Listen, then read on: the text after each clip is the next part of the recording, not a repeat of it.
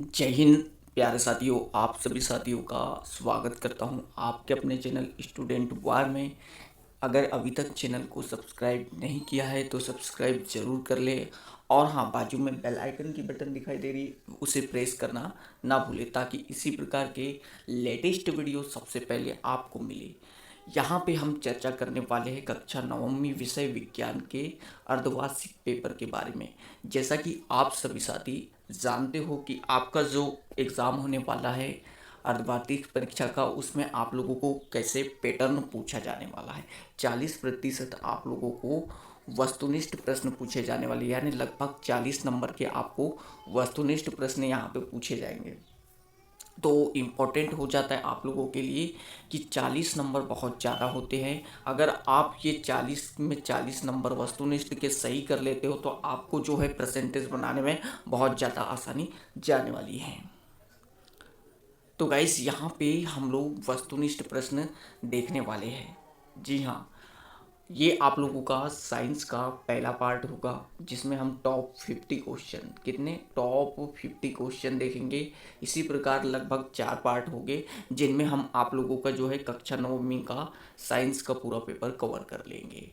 Start करते हैं हम। और हाँ, वीडियो को अंतिम तक देखें क्योंकि क्वेश्चन बहुत ज़्यादा महत्वपूर्ण है और बिल्कुल विशेष टीम के द्वारा तैयार किया गया है, तो आप लोगों के बहुत ज़्यादा काम आने वाला है। वीडियो को लाइक ज़रूर कर दीजिएगा और अधिक से अधिक अपने दोस्तों के साथ शेयर भी कीजिएगा। चलिए, पहले क्वेश्चन से यहाँ पे हम लोग स्टार्ट करने वाले हैं। फर्स्ट क्वेश्चन आपका क्या है, तापमान का एसआई मात्रक क्या होता है। जैसा कि हमारी जो है मूल राशियाँ 7 प्रकार की होती है और इनके एसआई मात्रक भी यहाँ पे डिसाइड किया गया है। तो यहाँ पे आप लोगों को बताए तापमान का एसआई मात्रक क्या होता है, केल्विन, न्यूटन, पास्कल या जूल। तो यहाँ पे इसका सही उत्तर बता दूं मैं आप लोगों को, क्या होगा, तापमान का एसआई मात्रक केल्विन होगा। देखिए, तापमान को अलग अलग टेम्परेचर पे मापा जाता है। जैसे सेल्सियस भी तापमान का ही है, क्या सेल्सियस भी तापमान का ही मात्रक है। और बात कर लूँ मैं फ़ारेनहाइट की तो ये भी आप लोगों का तापमान का ही है। बात कर लूँ मैं डिग्री आई मीन केल्विन की तो ये भी तापमान का ही है। और र्यूमर एक मात्रक होता है तापमान का, र्यूमर। सेल्सियस, फ़ारेनहाइट, केल्विन और र्यूमर ये चारों के चारों तापमान के मात्रक है। लेकिन अगर एसआई मात्रक पूछे आप लोगों को तो ये होता है आप लोगों का केल्विन। ध्यान रहेगा आप लोगों को। चलिए, यहाँ पे इम्पोर्टेंट बात कर लूँ तो ये देखिए आप लोगों का न्यूटन किसका मात्रक है, तो ये आप लोगों का बल का मात्रक होता है। और पास्कल आपका दाब का मात्रक होता है, क्वेश्चन में पूछ सकता है आप लोगों को। और जूल किसका है, तो कार्य और ऊर्जा किसका, कार्य और ऊर्जा दोनों का मात्रक जूल होता है, यानी कार्य और ऊर्जा का समान मात्रक होता है। बढ़ेंगे आगे। आगे आप लोगों का क्वेश्चन देखते हैं हम लोग, तो बहुत ही प्यारा सा और शानदार क्वेश्चन। देखिए, यहाँ पे इम्पोर्टेंट जितने भी वस्तुनिष्ठ प्रश्न बनते हैं आप लोगों को करवा दिए जाएंगे। दाब बढ़ाने पर निम्न में से किसके आयतन में कमी होती है। दाब बढ़ाने पर निम्न में से किसके आयतन में कमी होती है, ठोस के, द्रव के, गैस के या तीनों के। तो इसका सही उत्तर आप लोगों को बताना होगा। इसका सही उत्तर क्या होगा, स, गैस के। जब हम लोग दाब बढ़ाते यानी प्रेशर बढ़ाते हैं तो किसके आयतन में कमी होती है, गैस के आयतन में। आपको पता होगा गैस को सिलेंडर में हम लोग जब भरते हैं तो गैस क्या होती है, यानी गैस पे जब भी प्रेशर लगाते हैं हम तो गैस आपकी जो है वो क्या होती है, सिकुड़ने लगती है। आप जो जिस भी आप जिस भी आकार के बर्तन में गैस को संपीड़ित करना चाहते हो, संकुचित करना चाहते हो तो वो हो जाएगी। मतलब यहाँ पे गैस के आयतन में कमी आती है दाब बढ़ाने पर। इसका सही उत्तर क्या होगा, गैस होगा। दाब बढ़ाने पर गैस के आयतन में कमी आती है।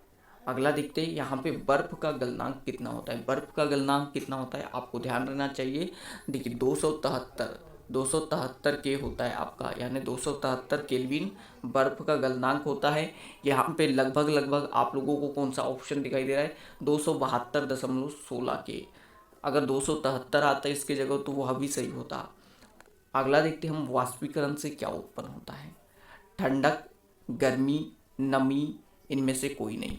तो इसका सही उत्तर आप लोगों को बता दूं मैं, वाष्पीकरण से आप लोगों की ठंडक महसूस होती।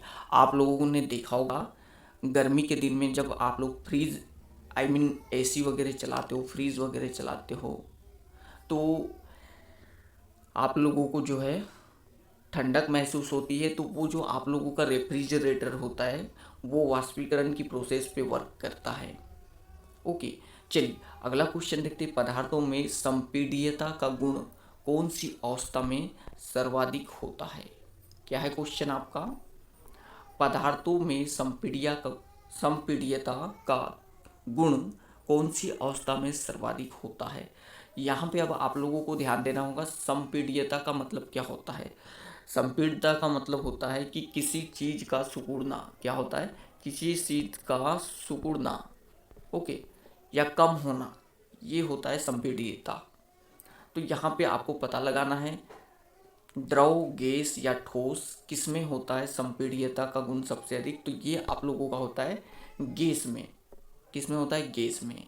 गैस को जितना चाहे आप लोग प्रेशराइज्ड कर सकते हो, जितना चाहे संकुचित कर सकते हो, जितना चाहे आप लोग जिस भी आकार के पात्र में आप लोग इसको कवर करना चाहते हो यानी बंद करना चाहते हो गैस को, वो आप लोगों का हो सकता है। जैसे आप लोगों को बता दूं, आप लाइटर देखा होगा आपने, सिगरेट लाइटर, उसमें गैस भरी हुई होती है, कितना छोटा आकार होता है, फिर भी गैस को वहाँ पे आप लोग प्रेशराइज करके भर सकते हो। यानी मतलब यहाँ पे किस में सर्वाधिक गुण पाया जाता है संपीड्यता का? तो वो आप लोगों का है गैस। पदार्थ की कितनी अवस्थाएं होती? तो आप लोगों को पता ही होगी कि पदार्थ की 3 मूल अवस्थाएं होती। कितनी? 3 होती है। कौन कौन सी? ठोस, द्रव और गैस। प्रश्न नंबर 7, ठोस का सीधे गैस में परिवर्तन कहलाता है वाष्पीकरण, गलनांक, क्वथनांक या ऊर्ध्वपातन? बहुत ही अच्छा क्वेश्चन और इम्पोर्टेंट क्वेश्चन। तो गाइस यहाँ पे इसका सही उत्तर आप लोगों को कमेंट्स करके बताना है, इसका सही उत्तर क्या होगा। ठोस को सीधे गैस में परिवर्तन क्या कहलाता है?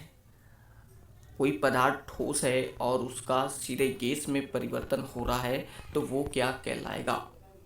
वाष्पीकरण, गलनांक, क्वथनांक या ऊर्ध्वपातन? तो इसका सही उत्तर आप लोगों को बता दूं क्या होता है? ऊर्ध्वपातन होता है। ठोस का सीधे गैस में परिवर्तन क्या कहलाता है? ऊर्ध्वपातन कहलाता है। आप लोगों को याद होगा ऊर्ध्वपातन के एग्जाम्पल कौन कौन से? कपूर है आप लोगों का, ठीक, आयोडीन हो गया, नमक हो गया, नेप्थलीन हो गया, ये आप लोगों के जो है ऊर्ध्वपातन के एग्जाम्पल है। क्यों? क्योंकि कपूर सीधे ठोस से किस में परिवर्तित हो जाता है? गैस में परिवर्तित हो जाता है। आप लोगों ने कपूर को जलाकर देखा होगा किस प्रकार से वो गैस में सीधे परिवर्तित हो जाता है, यानी ठोस से सीधे गैस में। अगला क्वेश्चन देखते हैं यहाँ पे। तो अगला आप लोगों का है 8वें नंबर का। तापमान बढ़ाने पर कणों की गतिज ऊर्जा कम होती है, बढ़ती है, कोई परिवर्तन नहीं होता?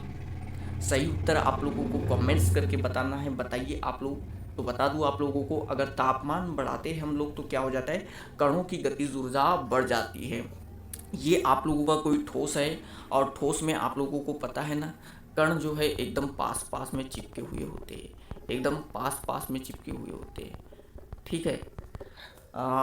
अगर हम किसी भी पदार्थ पर, मान लो ये ठोस, द्रव, गैस जो भी हो, ठीक है, ये जो हमने लिया है ठोस हो या द्रव हो या गैस हो, किसी भी पदार्थ पर जब हम तापमान, टेम्परेचर को इंक्रीज करते, बढ़ाते तो क्या होता है कि उसकी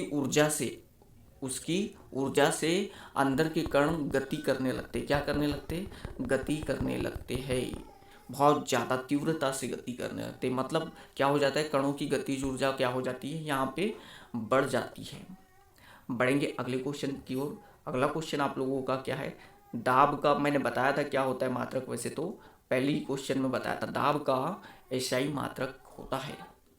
तो दाब का एसआई मात्रक क्या होता है? ये होता है आप लोगों का पास्कल। अच्छा, ये तापमान का बता दिया था मैंने, केल्विन होता है। और एम्पियर किसका होता है? तो एम्पियर आप लोगों का होता है विद्युत का।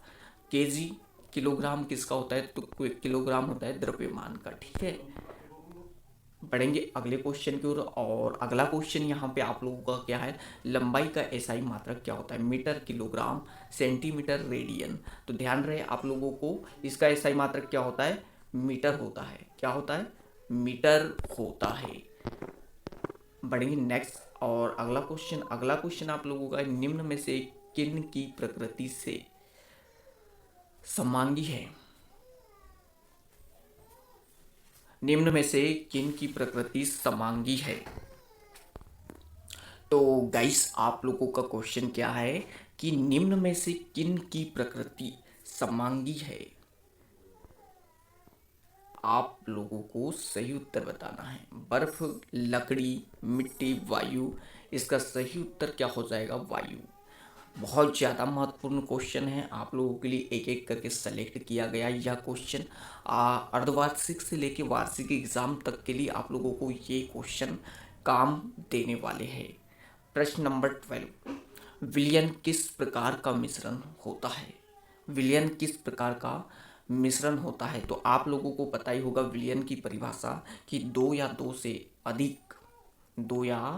दो से अधिक पदार्थों के परमाणुओं, अणुओं या आयनों का समांगी मिश्रण क्या कहलाता है? विलयन कहलाता है। मतलब क्या होगा इसका सही उत्तर? समांगी। ऑप्शन आप लोगों का दिया था विषमांगी, समांगी या दोनों प्रकार के, तो आप लोगों को उत्तर चलना है क्या? समांगी। विलयन समांगी किस प्रकार का मिश्रण होता है? समांगी मिश्रण होता है। नेक्स्ट क्वेश्चन यहाँ पे आप लोगों का है, बर्फ, जल और जलवाष्प के कौन से गुण समान होते हैं?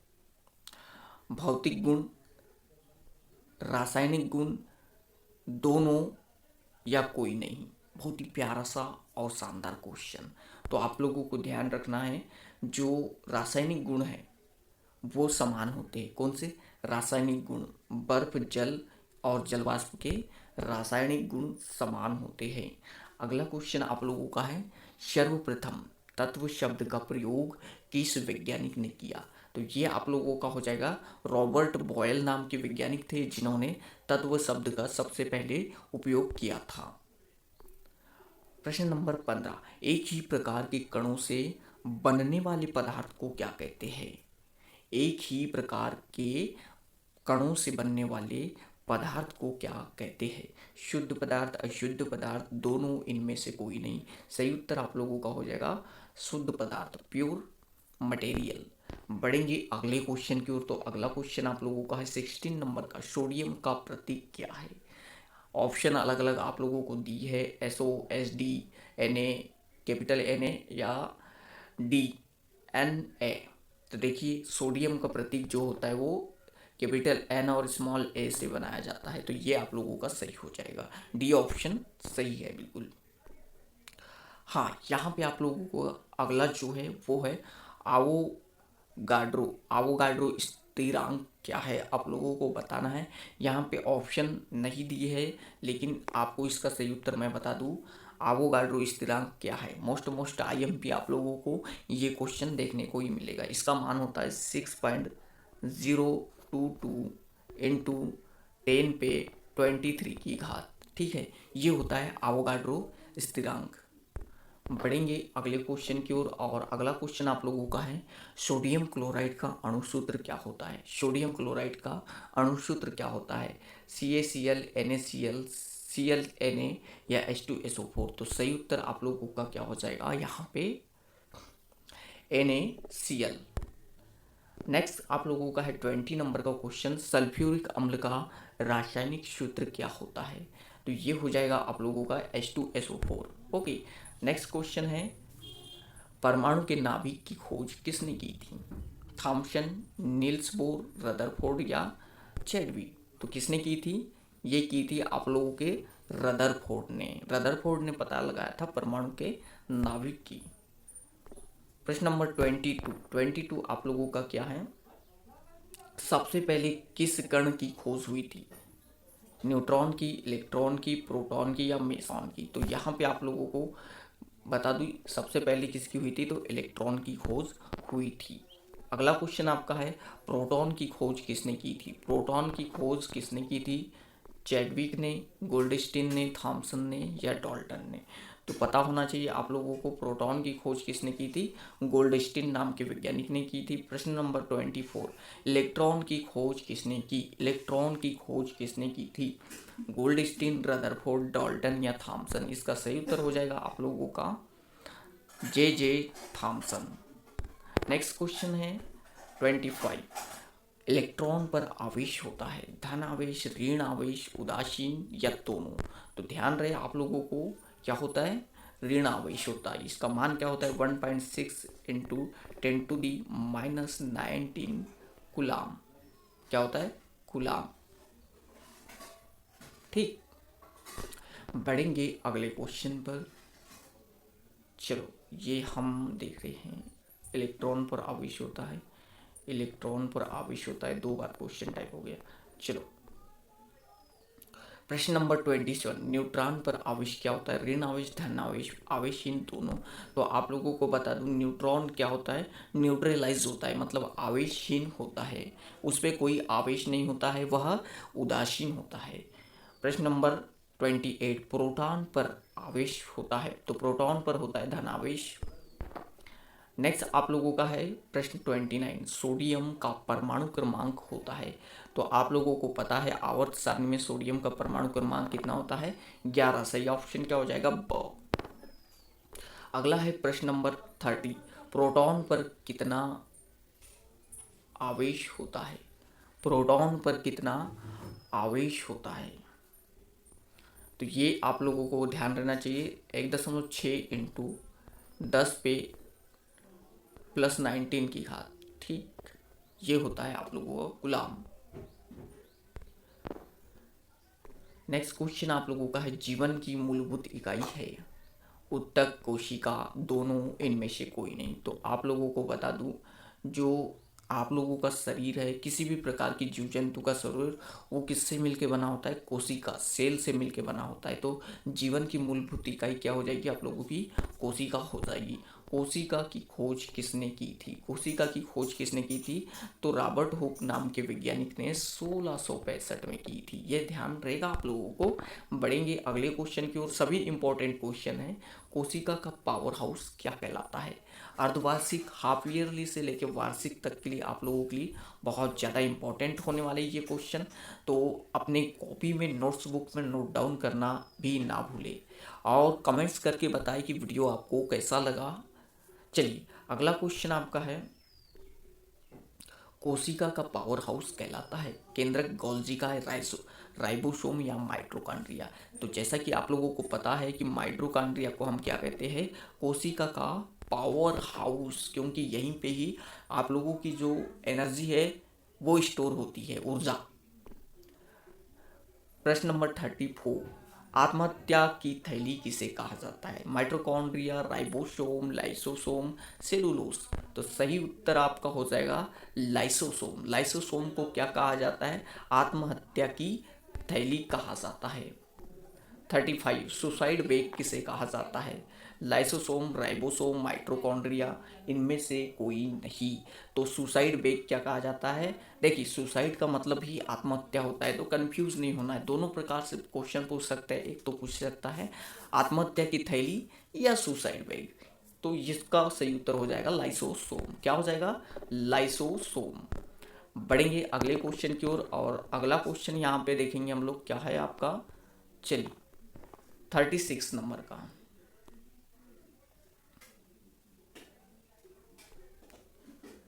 चलो, यहाँ पे आप लोगों का 36 नंबर के क्वेश्चन पे आ गए हैं हम लोग। तो गाइस, इसका सही उत्तर कौन सा होगा आप लोगों का, देखिए गुणसूत्र किसके बने होते हैं, क्वेश्चन में आप लोगों को ये पूछा है। तो देखिए ऑप्शन आप लोगों के सामने क्या क्या है, आरएनए है, डीएनए है, प्रोटीन है, और ए बी दोनों है। तो देखिए यहाँ पे एक ऑप्शन आप लोगों का जो है वो, जैसे आप लोगों को पूछ लेता बी और सी होता है यहाँ पे, ठीक है, बी और सी दोनों। तो बता दूँ आप लोगों को, आप लोगों के जो गुणसूत्र बने होते हैं वो डीएनए का भी होता है और प्रोटीन, इन दोनों से मिलकर बना होता है। ऑप्शन आप लोगों को पूछ सकता है बी सी दोनों। अगर ये ना दे तो देखिए, अब अभी आप लोगों के ऑप्शन क्या है, आरएनए, डीएनए, प्रोटीन, ए और बी दोनों। तो आप लोगों को सही क्या चुनना है, डीएनए। ठीक है, बढ़ेंगे अगले क्वेश्चन की ओर। अगला क्वेश्चन आप लोगों का क्या है, 37 का। पौधों में जल तथा खनिज का संवहन होता है, किसके द्वारा होता है, तो ये आप लोगों का होगा जाइलम के द्वारा। मनुष्य का जीव वैज्ञानिक नाम है मानव, होमोसोपियंस, मार्सिलिया या इनमें से कोई नहीं। तो इसका सही उत्तर क्या हो जाएगा? होमोसेपियंस। होमोसेपियंस आपका जो है मनुष्य का वैज्ञानिक नाम होता है। 39 नंबर, उभयचर जंतु है मछली, मेंढक, छिपकली, चमगादड़। अब उभयचर का मतलब क्या होता है? जो जल और थल दोनों में जीवन विचरण करते हैं, यानी जो जल और थल दोनों में रहते हैं। कौन रहता है आपका? देखिए, मछली को बाहर निकालोगे मर जाएगी जल से। छिपकली आप लोगों की केवल थल पे रहती, यानी केवल जमीन पर रहती। चमगादड़ भी जमीन पर रहती। लेकिन मेंढक क्या है आप लोगों का? जल में भी रहता है और थल में भी, यानी जमीन पर भी। तो ये आप लोगों का सही उत्तर क्या हो जाएगा? मेंढक एक उभयचर जंतु है। अगला क्वेश्चन देखते हैं। तो अगला क्वेश्चन है 40 नंबर का, वर्गीकरण का जनक है कैरोलियस, लिनियस, रॉबर्ट ब्राउन या हुक, इनमें से कोई नहीं। तो इसका सही उत्तर क्या हो जाएगा? इसका सही उत्तर हो जाएगा अ, कैरोलस लिनियस को कहा जाता है वर्गीकरण का जनक, फादर ऑफ टेक्सोनॉमी। बढ़ेंगे अगले क्वेश्चन की ओर। और अगला क्वेश्चन क्या है? चलिए, अगला क्वेश्चन आप लोगों का है 41 नंबर का, प्रकाश संश्लेषण के लिए किस गैस की आवश्यकता होती है? Nitrogen, sodium, oxygen, carbon dioxide. तो ध्यान रहे आप लोगों को, किसकी गैस की जरूरत होती है? कार्बन डाइऑक्साइड गैस की जरूरत होती है प्रकाश संश्लेषण के लिए। हाँ, सरीसृप होते हैं, असमतापी, समतापी, दोनों, इनमें से कोई नहीं। तो डियर स्टूडेंट, यह क्वेश्चन आपके लिए है। आप कमेंट्स बॉक्स में कमेंट्स जरूर कीजिएगा। कमेंट करके मुझे बताइए कि सरीसृप होते हैं असमतापी या समतापी, दोनों, या इनमें से कोई नहीं। अगर नहीं मालूम तो हम ज़रूर बता देंगे कमेंट्स बॉक्स में कमेंट्स करके, लेकिन पहले आप ज़रूर कीजिएगा। प्रश्न नंबर 43 पे आते, गति का नियम सर्वप्रथम किसने दिया? ऑप्शन आपके सामने हैं, सीवी रमन, न्यूटन, आइंस्टाइन या बर्नहार्ड नोबल। तो इसका सही उत्तर आप लोगों का होगा गति का जो नियम दिया था न्यूटन ने दिया था। आपको बता दूं मैं कि न्यूटन के गति के नियम आप पढ़ते हो ना, हाँ, इसी के बारे में यहाँ पे क्वेश्चन आप लोगों को पूछा गया है। प्रश्न 44 की बात कर लिए तो वेग परिवर्तन की दर को क्या कहते हैं? तो ये क्या कहलाता है? त्वरण कहलाता है। ए इक्वल टू क्या होता है? वेग में परिवर्तन v माइनस यू बटे ए। ओके, चलो u माइनस वी भी कर सकते हो। प्रारंभिक वेग माइनस अंतिम वेग में परिवर्तन बटे यहाँ पे t आएगा। ओके, समय अंतराल बटे समय अंतराल। a equal to u minus v बटे टी, ये सूत्र होता है आप लोगों का। बढ़ेंगे अगले क्वेश्चन की ओर। तो अगला क्वेश्चन आप लोगों का क्या हो जाएगा? मानव शरीर की सबसे बड़ी कोशिका है यकृत कोशिका, तंत्रिका कोशिका या हृदय कोशिका, किडनी कोशिका। सही उत्तर आप लोगों का क्या हो जाएगा? तंत्रिका कोशिका। प्रश्न 46, हाइड्रोजन के कितने समस्थानिक होते हैं? कितने होते? 3 समस्थानिक, डबल रोल, डुप्लीकेट। ओके, तो 3 प्रकार के समस्थानिक पाए जाते हैं आप लोगों के, जैसे प्रोटियम, ट्राइट्रियम और ड्यूट्रियम। ये हाइड्रोजन के तीनों समस्थानिक है। बाकी आप लोगों को इतना याद रखना है कि 3 होते हैं। प्रश्न 47, मोल शब्द को किसने प्रस्तावित किया? मोल शब्द को किसने प्रस्तावित किया? जॉन डाल्टन, बर्जीलियस, आवोगाड्रो या थॉमसन। सही उत्तर आप लोगों का क्या हो जाएगा? बर्जीलियस। बर्जीलियस नाम के वैज्ञानिक ने सबसे पहले मोल शब्द का प्रतिपादन किया था। अगला क्वेश्चन आप लोगों का क्या है? तो चलिए, नेक्स्ट क्वेश्चन आप लोगों का है यहाँ पे प्रश्न 48, विलयन में सर्वाधिक मात्रा में होता है। देखिए, सबसे पहले तो आपको ध्यान होना चाहिए कि विलयन आप लोगों का किस प्रकार से बनता है। 2 या 2 से अधिक परमाणु 2 या 2 से अधिक पदार्थों के परमाणुओं, अणुओं या आयनों के समांगी मिश्रण को क्या कहते हैं? हम लोग विलयन कहते हैं। और विलयन 2 चीज़ों से मिलके बनता है। एक तो विलय, क्या? एक विलय होता है आपका और दूसरा होता है विलायक। क्या होता है? विलायक। देखिए, हमको मालूम है कि जो आप लोगों का शरबत, अगर आप लोग शरबत बनाते हो आप लोग, तो सबसे पहले आप जल लेते हो जो कि सर्वाधिक मात्रा में लेते हो, ठीक है। और चीनी लेते हो, चीनी जल से कम लेते हो, चीनी मतलब शक्कर। ओके, तो सबसे ज़्यादा जो है वो आप लोगों का क्या है, जल लिया जा रहा है, और जिसकी अधिक मात्रा होगी वो क्या कहलाएगा, आपका विलायक कहलाएगा, और जिसकी कम मात्रा होती है वो आप लोगों का क्या कहलाता है, विलय कहलाता है। ये आप लोगों को समझ जाना है। इसमें क्या हो जाएगा, सही उत्तर आप लोगों का विलायक। क्या हो जाएगा, विलायक। विलयन में सर्वाधिक मात्रा विलायक की होती है। अगला क्वेश्चन आप लोगों का क्या है, अगला है 49। निम्न में से कौन सा ऊर्ध्वपातन का उदाहरण नहीं है। ध्यान से क्वेश्चन देखोगे, आप लोगों को पूछा है नहीं है। ओके, आप लोगों को ऊर्ध्वपातन के उदाहरण मैंने बताया था। ऊर्ध्वपातन का मतलब क्या होता है, किसी पदार्थ का ठोस से सीधे गैस में परिवर्तित होना। ठोस से सीधे गैस में परिवर्तित होना ऊर्ध्वपातन कहलाता है। इसके एग्जाम्पल बताया था मैंने, आयोडीन, कपूर, नमक और नेफ्थेलिन। तो सबसे अलग ऑप्शन कौन सा दिखाई दे रहा है, अमोनियम क्लोराइड ऊर्ध्वपातन का उदाहरण नहीं है। नेक्स्ट क्वेश्चन आप लोगों का क्या है, 50 नंबर का, द्रव धातु का नाम कौन सा है। तो ये आप लोगों का हो सोडियम, पारा, आयोडीन, चांदी। इनमें से सही उत्तर क्या हो जाएगा आप लोगों का, ये आप लोगों का है पारा, मरकरी जिसको कहते हैं हम लोग, Hg इसका सिंबल होता है। ये कैसी होती है, द्रव धातु होती है। तो डियर स्टूडेंट, हमारे द्वारा बनाए गए वीडियो अगर आप लोगों को पसंद आए हो तो अधिक से अधिक चैनल को सब्सक्राइब कीजिए और वीडियो को शेयर कीजिए, लाइक कीजिए। और आपसे कहना चाहूँगा कि इसी प्रकार के लेटेस्ट वीडियो और इम्पोर्टेंट वीडियो जो आप लोगों की एग्ज़ाम की दृष्टि से महत्वपूर्ण होंगे, हम लेके मिलेंगे नेक्स्ट वीडियो में। Thank you guys.